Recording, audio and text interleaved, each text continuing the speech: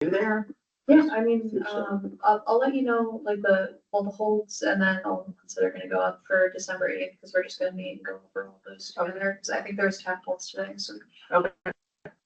Would it be helpful if I joined you for those meetings? Because the council's asking, what's the land bank gonna do with them? Could be in some cases, we'll talk outside of it, Okay. though. That was the question.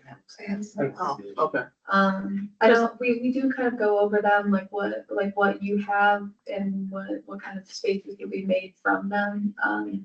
But then also, I don't know how helpful it is to get into disposition plans. I don't think that that's the best thing.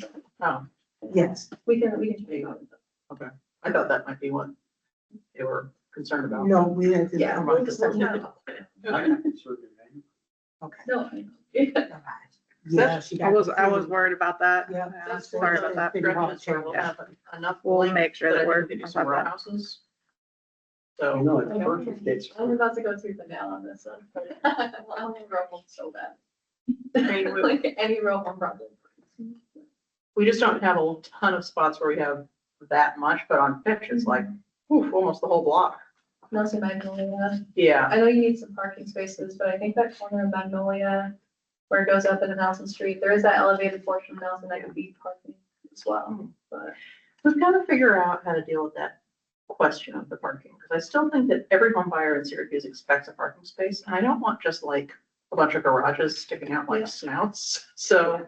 But if it's like an elevated parking space in the rear of the row homes, like if they face forward towards Magnolia, and then that elevated space on the back, then that's, I feel like that could be a way to make it work. It worked, Yeah, it worked over in Burnett Park Drive. We opened cars. Yeah, it worked really well there. Stephanie Swords did those like 10, 12 years ago. Stephanie Pasquale's got some ideas for, that stretch we have on State Street, cutting an alley in the back to get to the parking that way. So, we're kind of, there's gotta be a solution to this. Okay. Okay, you ready? Sorry. Yeah. No problem. Okay, great. I'm going to go ahead and call the meeting to order. I will note that all board members are present, with the exception of Karen Schroeder, Rob Simpson, Counselor Caldwell, and Counselor Jones-Rouser. I think we expect at least Counselor Jones-Rouser to join us shortly.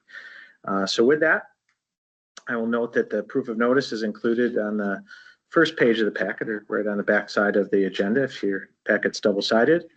And we'll move to the minutes from our November 13th meeting. And I will entertain a motion to accept the minutes. Okay. Any discussion? All in favor? Aye. Opposed? Carried. All right, so we have only other business, no voting items, so we'll just work our way through them, and I'll turn it over to Michelle.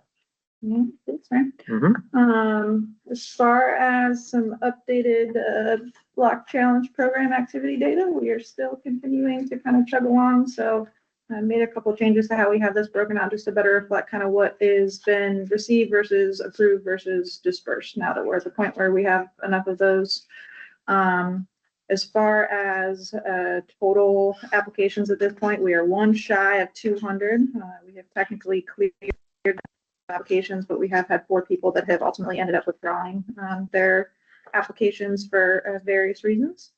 At this point, we are pretty close to $1 million of total anticipated project investment based on estimated amounts that people have indicated on their project forms so far to date.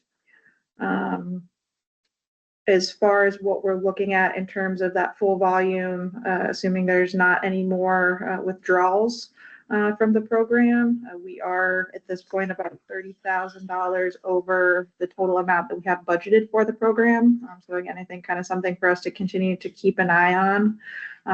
Where we are looking at for the rest of the both applications that have been approved, to proceed, as well as where our disbursements are at. As we've mentioned, it is still the case that we have quite a bit of cushion between what has actually been approved. People are ready to go with their quotes versus what we have budgeted so far. So I think we have a little bit of time to still kind of consider that.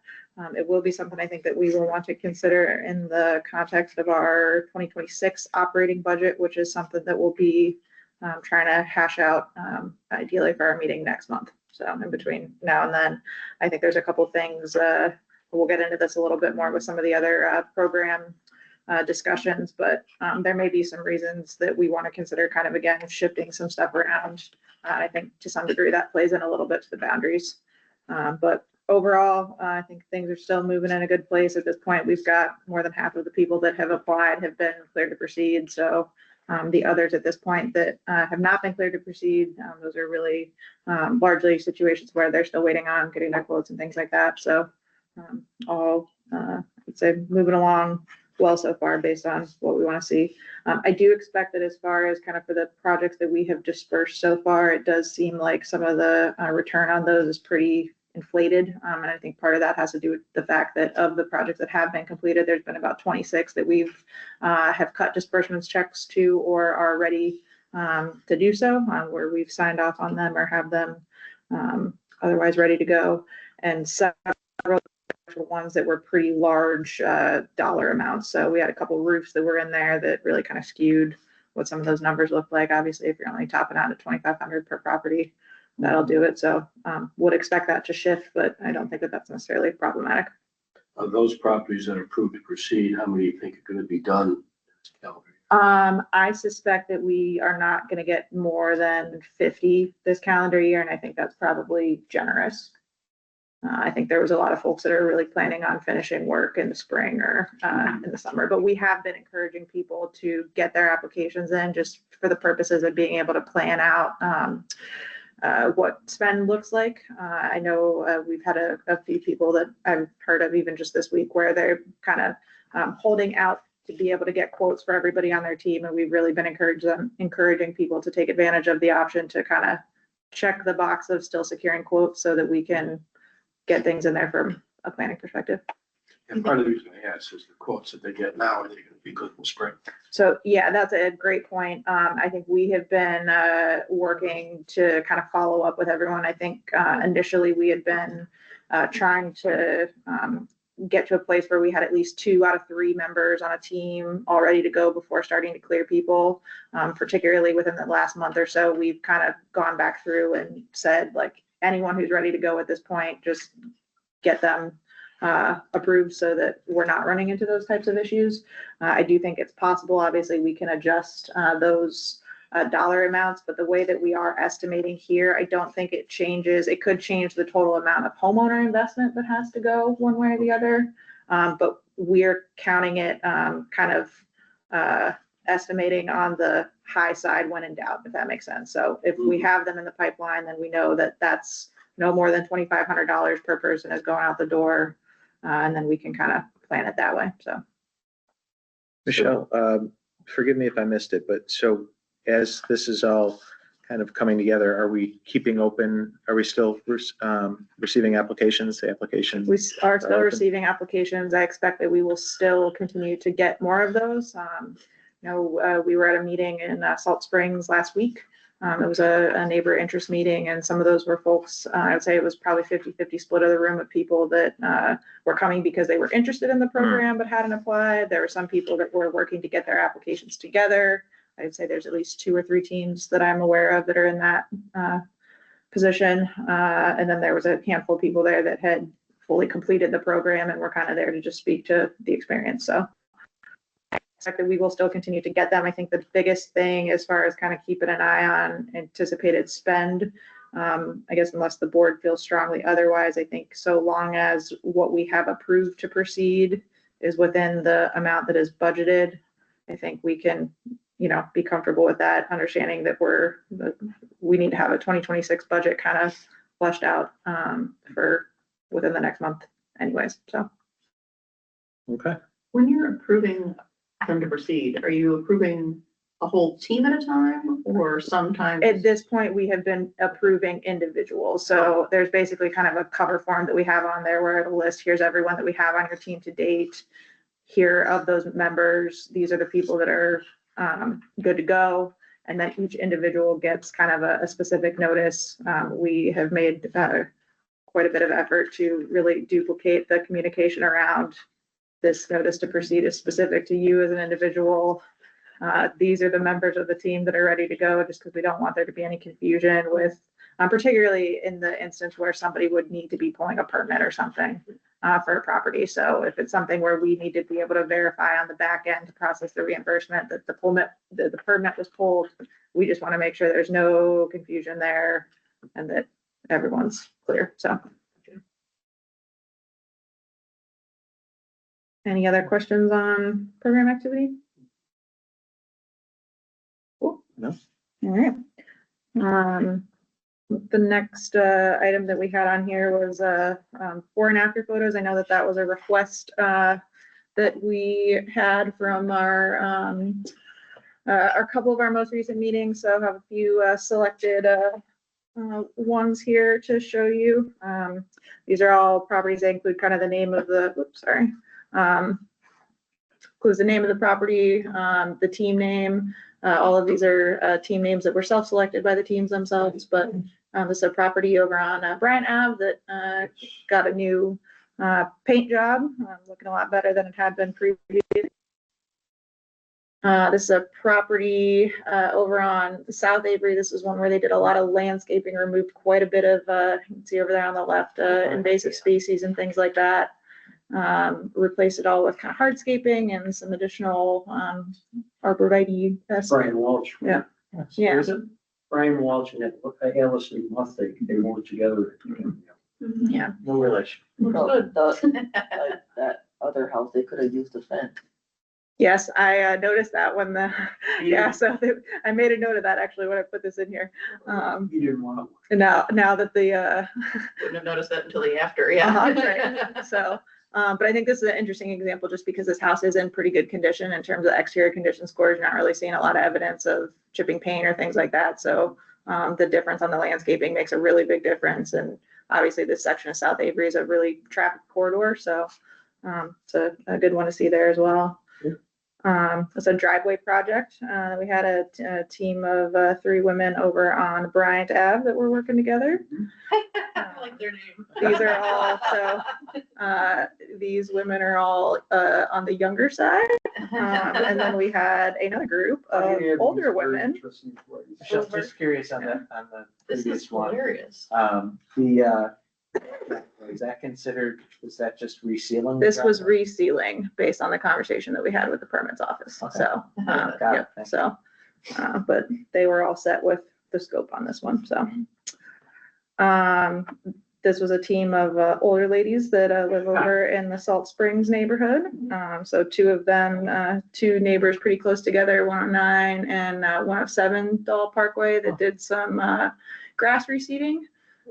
Which again, kind of same situation there. The houses are in pretty good condition, so there really wasn't a ton of obvious exterior work that needed to be done, but just something like a little bit of grass seed makes a lot of difference sometimes. So, so walkway over in Tip Hill.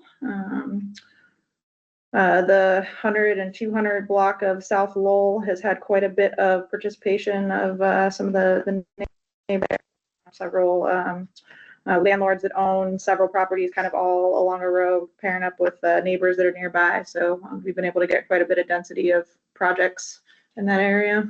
No, okay. Mhm. Is this portion the city's right of way side? Probably.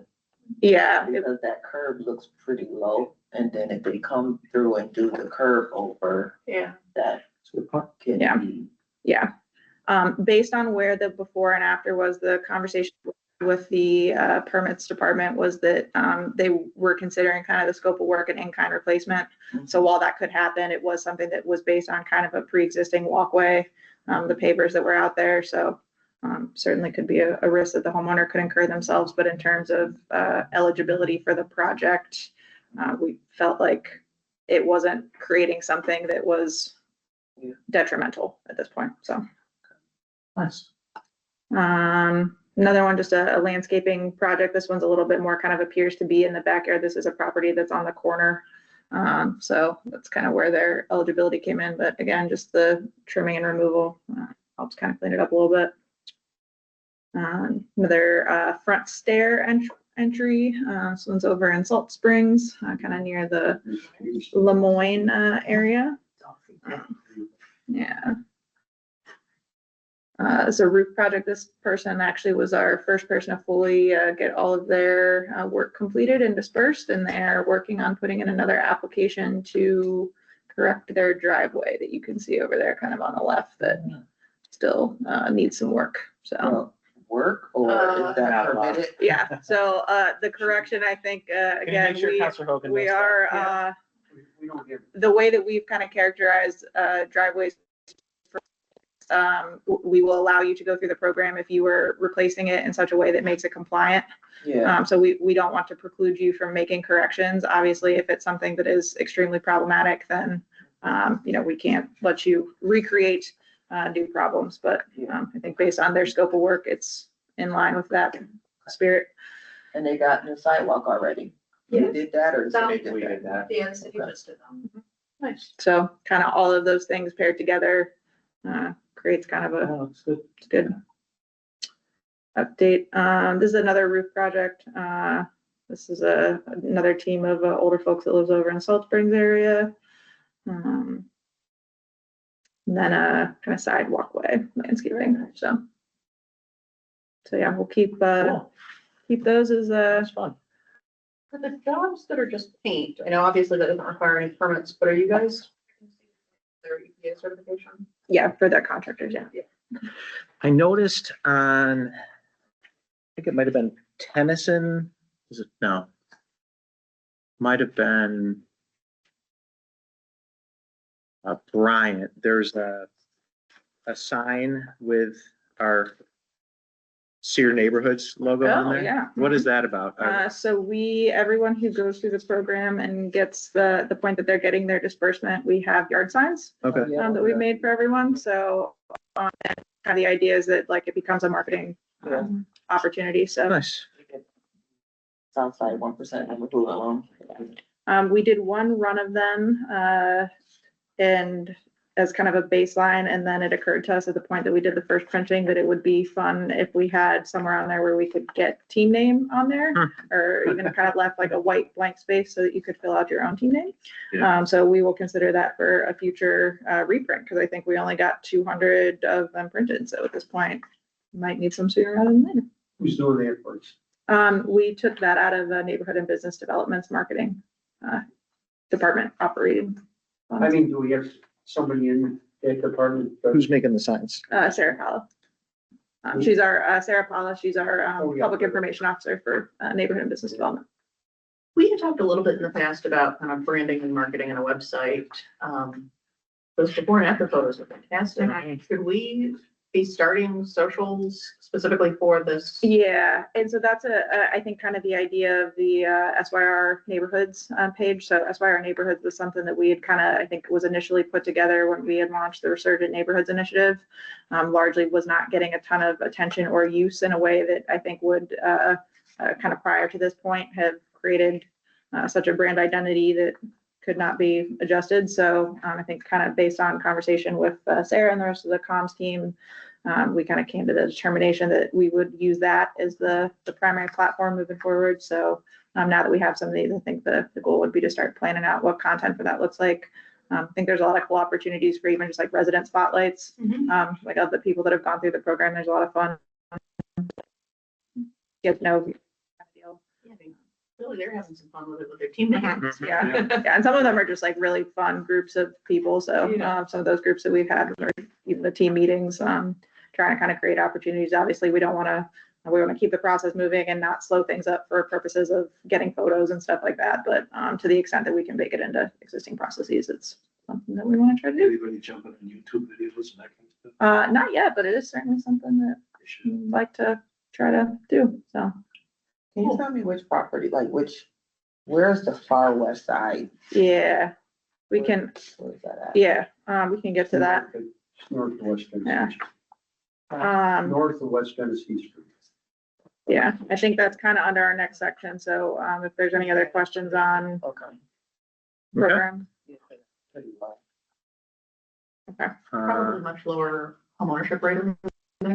Yeah, so we can get to that a little bit. So I know at our last meeting, we had kind of begun to take a look at some of the preliminary recommendations that CZB had put together for pacing of areas I think coming out of that meeting, the request was that we kind of take a look at getting down on paper what would be a list of, regardless of what area you're in, what are things that are happening kind of on day one from program availability, whether it be from housing strategy resources or other resources or assistance that we can be providing and that we will be providing everywhere. And then how does that kind of shape out? I do not have that list today because I think we just needed a little bit more time to try to crunch some of the different numbers. I know we had some discussion around places where it might make sense to make some adjustments kind of just off the bat and what we had seen, but I did want to follow up and kind of share these with you all to have them just for a frame of reference.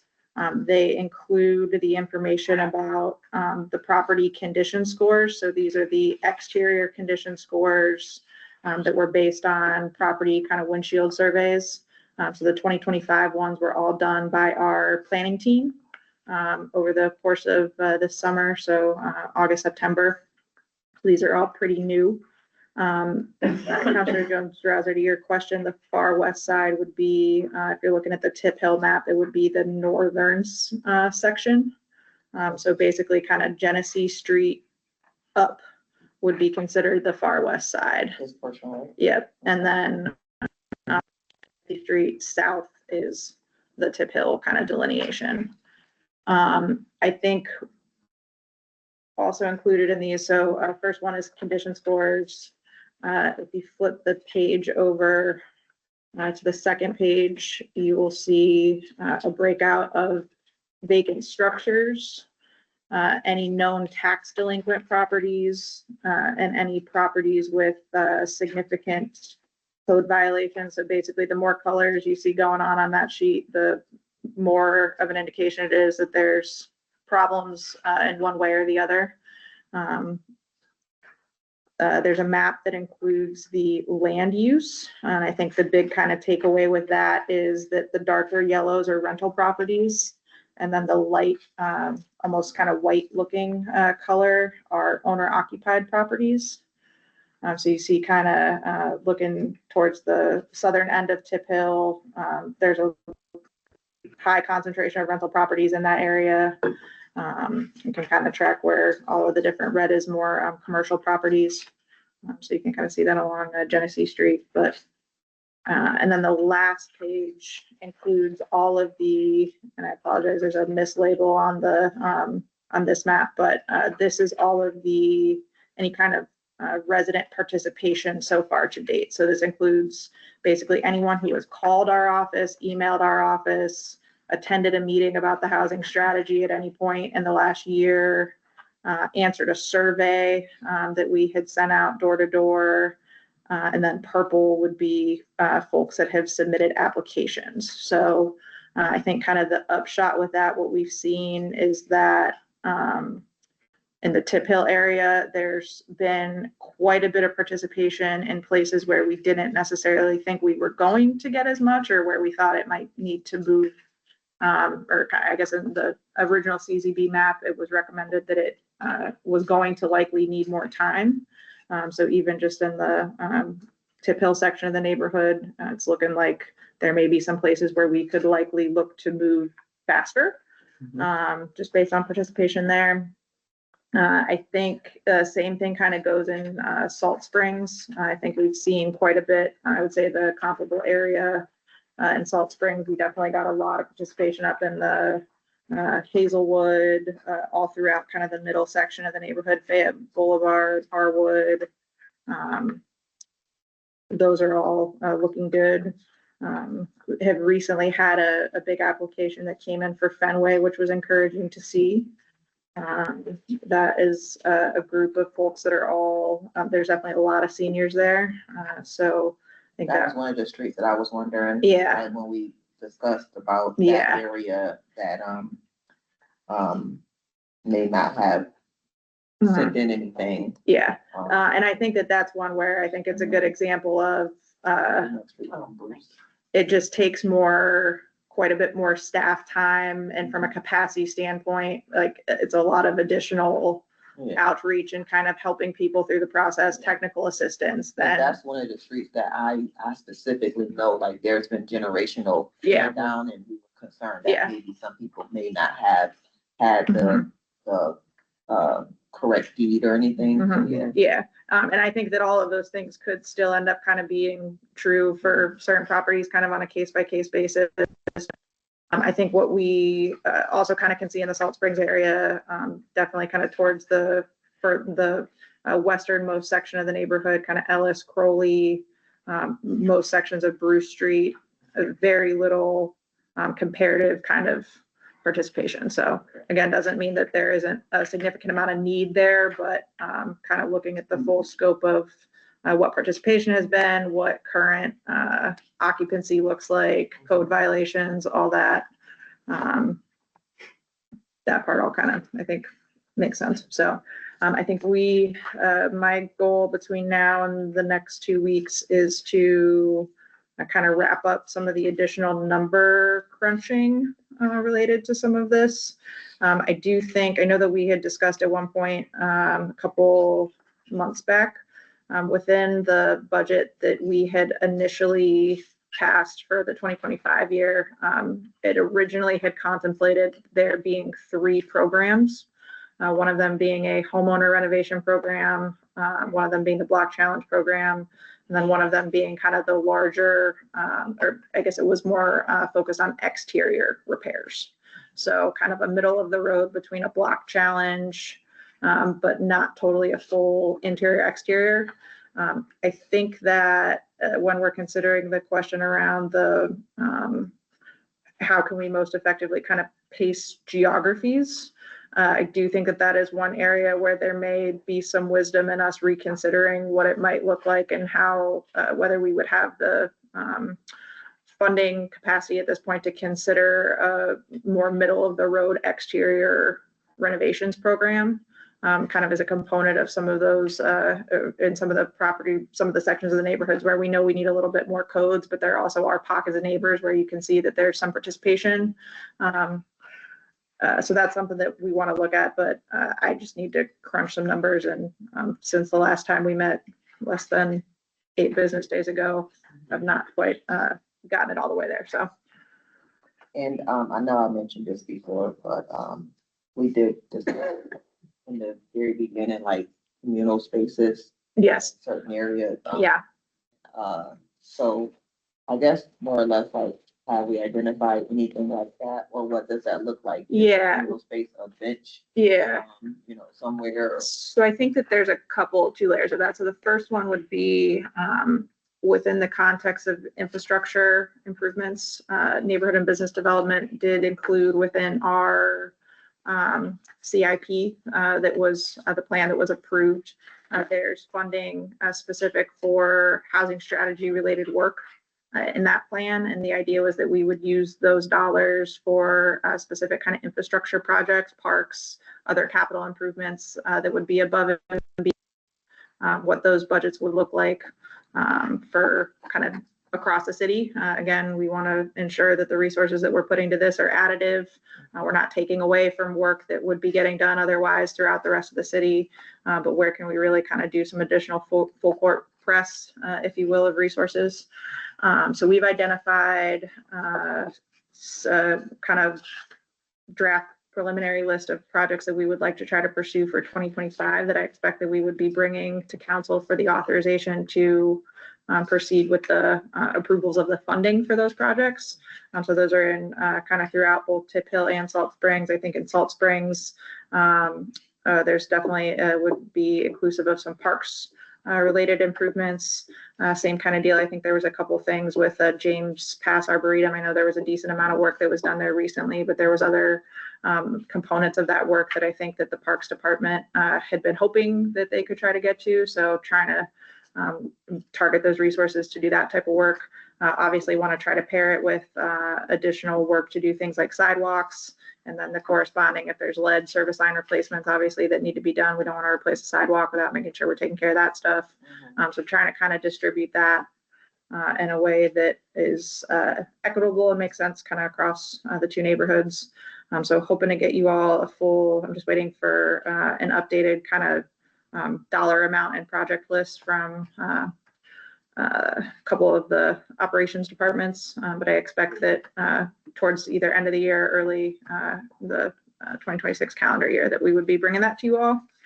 And so that's kind of the first component. I think the second would be to the extent that the board has an appetite to consider doing a kind of one-time seed contribution to the respective neighborhood associations, for the neighborhood associations to kind of pursue community projects as they see fit. I think that that would maybe be something that would be appropriate. So, maybe something in the neighborhood of $15,000. Doesn't need to be a ton of money, but sometimes those little projects can go a long way.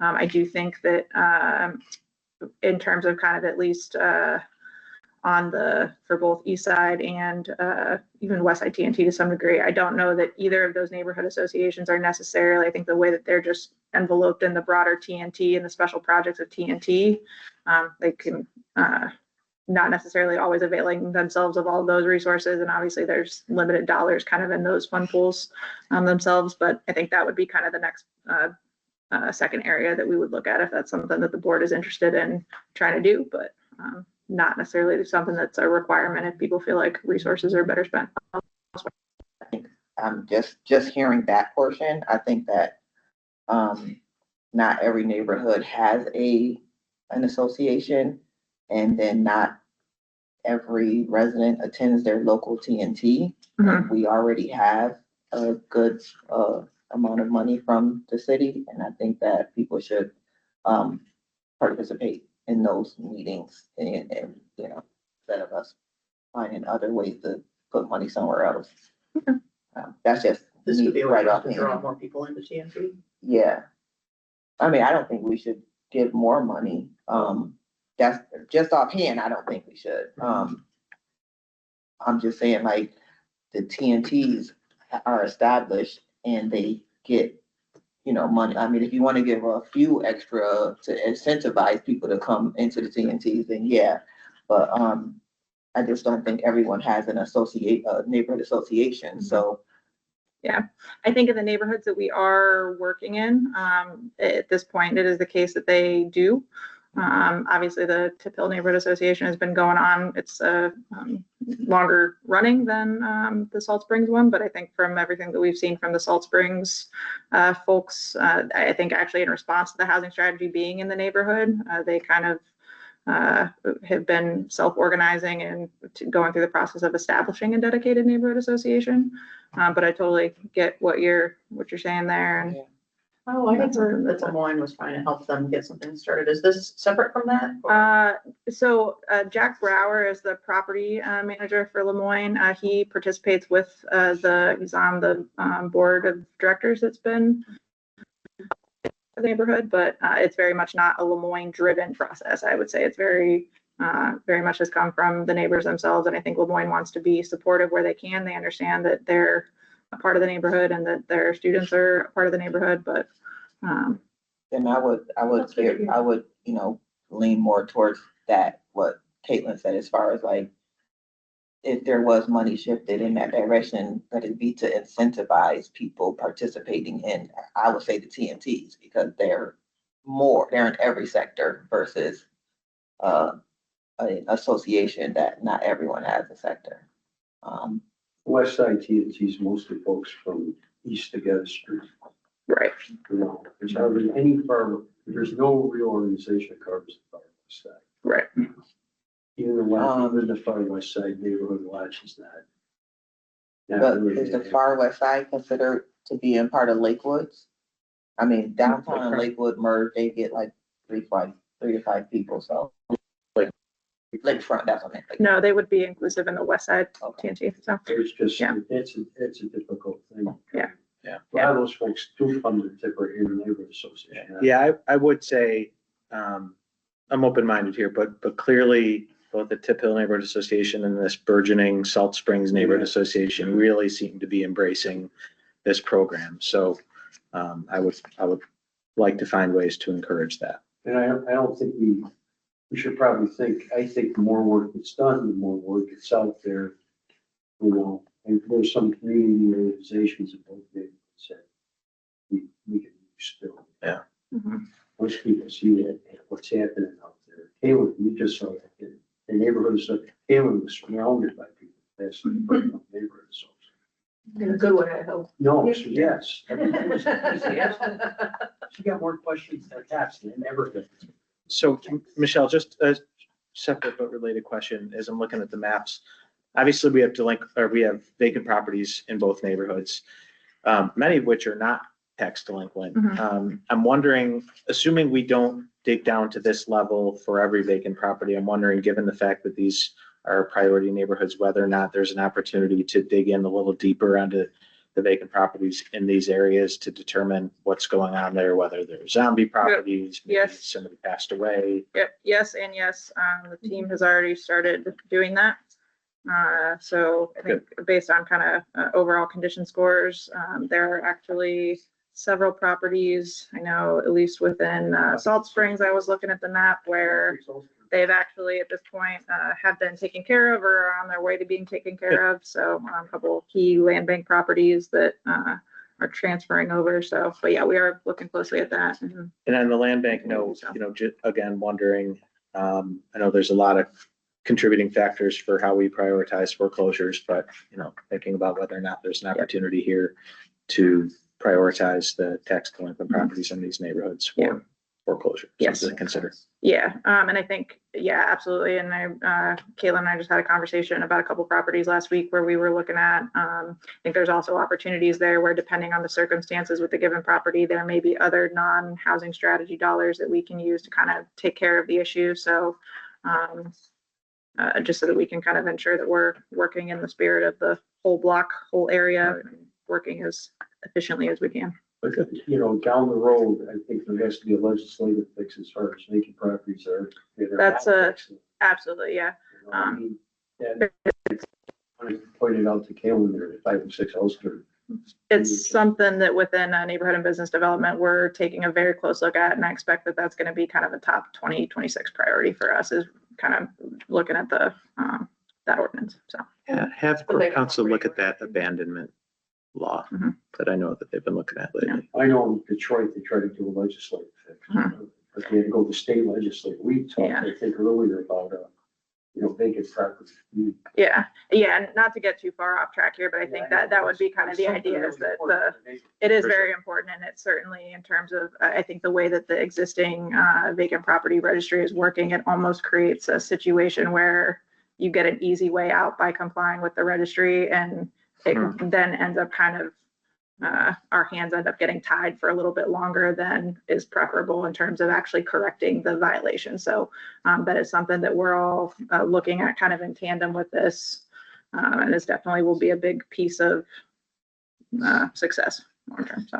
Excuse me, in terms of getting the word out more and more, have we done anything? Are we gonna do anything reaching out to like faith-based organizations and to get them to give the word, get the word out to their congregations, as well as other kinds of community groups that might not be a community group, but might have influence in a neighborhood? Yeah. That's what I was thinking for that Ruby Street, Fenway, all of that little area, like, a lot of those people go to Bethany Baptist Church, or their families have, so I was gonna contact them on that. Yeah. I mean, is there Yeah. a poster that could develop? I'm just thinking, looking at Salt Springs neighborhood, well, it's a little west of that.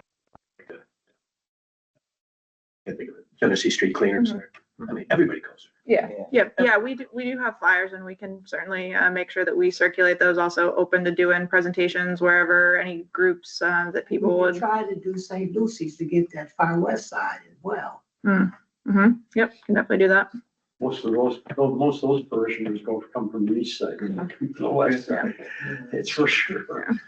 But the people that come and get food come from. What else do we have left? I just wanted to run through a couple rental property items real quick if we got a minute. Yeah. Real quick. Not, that's all right. Well, I know each of these tax current vacants has a unique story, but if any of them seem like donation to the land bank or land bank purchase might be helpful, just let me know. Good thought. Good enough. I may have to step out a little early depending on how long this goes. If we do, Madam Vice Chair, could you adjourn the meeting for us? Thank you. The only other thing I just wanted to try to check in on here briefly before we wrap up. In your packet, we have included some draft preliminary terms for a rental rehabilitation program. I think that there's a lot less new information to go through here based on the fact that it is very similar, I think, to the homeowner renovation draft terms that we have put in place so far. I think the main kind of highlights here are, once again, we have taken basically as a starter place kind of copy paste from the program terms that Invest ESM was using for their rental property program. Again, just as a baseline, kind of something to react to. I think the couple things that I wanted to just get a sense of if people had strong opinions one way or the other before we begin to kind of start socializing these with any rental property owners to kind of get their feel for it. The structure for how the Invest ESM program was set up for rental properties, they had a cost share of 30% covered by the organization, 70% of the work covered by the rental property owner. So obviously a little bit of a different breakout than what we have been doing for any of the block challenge work so far to date. The way that they were kind of structuring their affordability, there were some specific provisions in there that limit the property owner's ability to increase rent in excess of 2% a year. And then they have kind of a period that is tied to the AMI of your tenant. So I believe it's 80% AMI with corresponding durations that you need to maintain a tenant who meets those qualifications. So basically kind of is a copy paste of what we have in place for the homeowner renovation program. If you're doing $15,000 up to $15,000, you have a 3-year requirement, 45,000 is a 5-year, and then 75,000 is a 7-year. But just kind of wanted to get a sense from people as to whether or not those made sense as a baseline, or if we know kind of off the bat that we feel like it needs to be different in any direction, if anyone has any strong feelings one way or the other.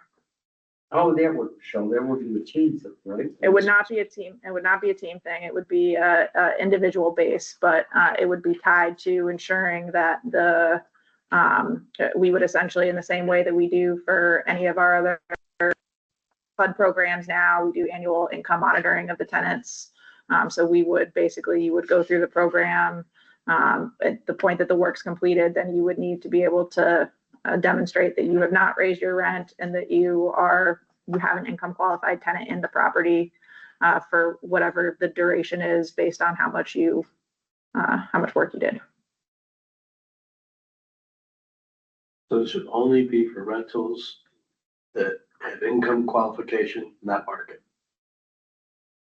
I think the way that this is kind of contemplated here is that in order to, if you are a rental property owner that wants to avail yourself of this program, you would need to commit to maintaining your rents at an affordable threshold and maintaining kind of an income qualification for your tenant. So I think those are obviously different things, right? So not raising your rent above a certain amount so as to not displace the tenants that you currently had is one thing. That is, there's also, I think, a value to considering ensuring that at a certain point the income has to be below a certain threshold. But I think it's just kind of a question of, obviously we do need to do the additional outreach to rental property owners to kind of, I think, socialize with them and get a sense of, we want to ensure that people are doing the work. We want to ensure that the work is done in a way that is not contributing to displacement. But also we don't want to put it in terms that are so strict that no one is going to take advantage of it. So I'm more worried about the homeowners. Knowing there's a finite amount of money, the homeowner saying, how come this rental guy? But what you're talking about is getting the money. But what you're talking about is couching it in those terms of 80% EMI working, workforce housing and stuff like that. That's great. I mean, that's exactly what, actually, the rents on Tipperary Hill are started 80%, 100% EMI. So, yeah, I think that's the way to do it. That gets us over the hump. What'd you say? So that,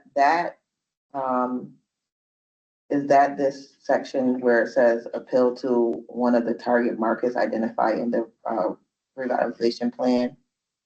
What page are Like, are you,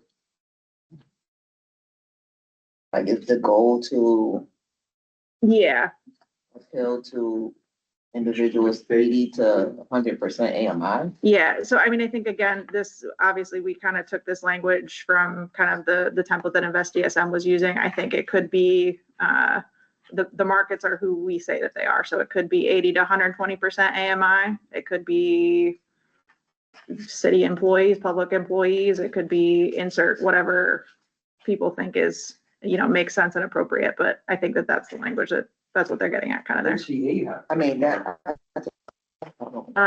AHOP depends. There's a certain amount of subsidy that you can get depending on what your income threshold is. I think the maximum allowed it goes up to 120. But you get less subsidy if you're doing a higher tenant We're income. getting less subsidy than we homeowners, on what occupied. Mhm, correct. It's sort of like, makes sense. Okay, I have more questions for that, but I think my goal for kind of putting this out here now, obviously, we need to do a lot of kind of getting some feedback from landlords on what is going to, what seems reasonable, but what is not going to end up being kind of a deterrent. I think we, in a lot of these neighborhoods, there's a lot of rental properties that are intermixed with homeowner properties. And so if we are going to meet our goals of ensuring we're kind of moving the block, we have to have a program that can meet both terms. I think, but just wanted to get a sense of if there was anything that, like, if this seems too, like it's too much, or if it seems like it's way too little off the bat. And we know that there's a definite kind of higher threshold that we want to put in place. That would just be helpful to know for shopping it around. You've had those landlords at the meetings. Yeah, we have. So I think what we need to do is kind of sit down with some focus, like focus groups of, 5 people at once, of just like, okay, so here's what we're thinking about doing. What do you think about this and that? I think to date, we have not had anything that's been kind of on paper for them to react to. And frankly, I think the conversation comes down to this one, which is, here's the duration at which you would be looking at not raising your rent over a certain amount, ensuring that your tenants are within this income band, that kind of thing. So. I have a stupid question. Mhm. So it's a multi-year affordability period. If their tenant is income qualified in year 1, but then starts making more money, is it fine that that same tenant is in there, or do they have to? I think we could make it fine. Obviously, I think we want to encourage people leveling up in life and economic opportunity like that. That shouldn't necessarily be a barrier there. Obviously, we would want to see that from one year to the other, there is either it's that same tenant that has stayed there. And we would just need a mechanism, I guess, ensure we're getting enough paperwork from the tenants to be able to clearly delineate whether or not it's if the tenant is choosing to leave, that's one thing, and a new tenant comes in, whatever. But ensuring that they're not creating a situation where they're effectively evicting their tenants is a way to get around it. Yeah, we don't want to displace. Yeah, I don't want to be a doomsayer, but more regulations or specifics we put in on some of this, the easier it is for some of the more sophisticated landlords to game it. I've just seen it happen my entire career. And so I'd be somewhat cautious on that. I also want it should be geared more appropriately towards code violations. Mm-hmm. Well, obviously, we wouldn't consider it. Right, we would consider it, but would we want to approach landlords specifically around code violations? What the money is for fixing it. I don't know. I think the way that this is, No, I don't like the idea of rewarding people that code that. No, I'm not, yeah, I have a problem with that too. But I think the way that this is broken out in here right now, just because you have a code violation is not necessarily a barrier to applying for the program, right? Like, we have plenty of owner occupied houses that could have a code violation. They maybe don't have one cited, but there's the presence of something that could be a violation. So I think we want to ensure, I would maybe characterize it as we don't want to allow anyone who has a pattern of being a bad actor. Right. So if you have an extensive pattern of keeping code violations open for a very long time, we've Right. had to sue you, you get BAA tickets that you're not paying, this, that, the other, those would all be disqualifiers. If we are that tight on, it can't have any code violations at all. I think there's plenty of landlords that find themselves in situations where, though it is the cost of doing business, properties have deferred maintenance, they need to do the work. If they are going to additionally be ensuring affordability for a certain period, I don't know that that's such a bad thing. But certainly it's something, again, kind of a question for what the board feels is. Yeah, I mean, that Makes first sense. house we saw with peeling paint, that's a code violation technically. But I mean, there are landlords that I rate to get certain houses Mhm. because they do a good job. Yeah. A lot of times they're limited by the amount of money they have. Something like 30% Mhm. will push them over the edge. And all of a sudden they would have that house. Mhm. It'd be better for the whole neighborhood and for the tenants in it too. I mean, it's amazing. There's a few of those landlords who own 10 or 12 properties up on Tipperary Hill. Mhm. And they're Yeah. good landlords. Yeah, and I mean, I think we've seen from, we've sent out mailers about the block challenge program to every single assessed property address. So inclusive of rental property owners, we've had several landlords that have reached out to us to say, hey, I don't live here, so I don't necessarily know the neighbors nearby, but I'm interested in the program. If you can, like, I'd love to, join a video call to meet the nearby neighbors. So the people that I think are trying to do the right thing are likely to pay attention to something like this. The people that are not trying to do the right thing, we can suss that out pretty easily just based on your past history of performance, but. Okay, I'm just gonna say this. When I look at appeal to one of the target markets defined in the revitalization plan and